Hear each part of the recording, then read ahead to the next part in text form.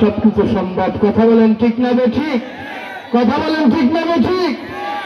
ওই যুবক বয়স থাকতে কাজও ভালো, যুবক বয়স থাকতে যা করে সব ভালো, যুবক বয়স থেকে এমনকি বেও ভালো। কথা বলেন ঠিক না ঠিক? বুড়া বয়সে বেল লেগে গেলে দিবনি, কথা বলেন না কেন দিবে? সেংরা বয়সে সবকিছু ভালো। কথা বলেন ঠিক না ঠিক? বরকতও বেশি হয়, ঠিক না?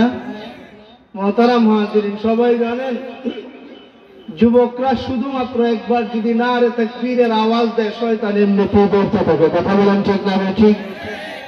বিগত 16 বছর যাবত 16 বছর পর্যন্ত উলামায়ে কেরামের কণ্ঠকে স্তব্ধ করা হয়েছিল। কথা বলেন ঠিক না ঠিক?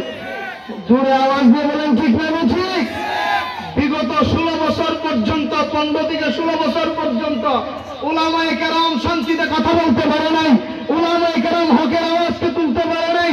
যদি বা তুলে, যদি বা হকের কথা বলতে যায় তাহলে তার 1 নম্বর একটা জায়গা আছে, এটার নাম হলো আয়নাঘর। কথা বলেন ঠিক না ঠিক? কথা বলেন ঠিক না ঠিক? আর এই 16 বছর পর্যন্ত থাকার পরেও যুবকরা শুধুমাত্র একটু নারে তাকবীরের আওয়াজ দিয়া তারা মাঠে ময়দানে নামছে।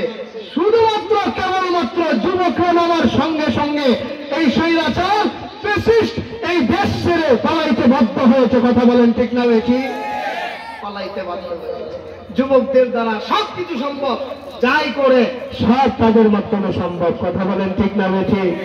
মোহতারাম হাজিরিন, আজকে আপনাদের সামনে আমি একটা আয়াত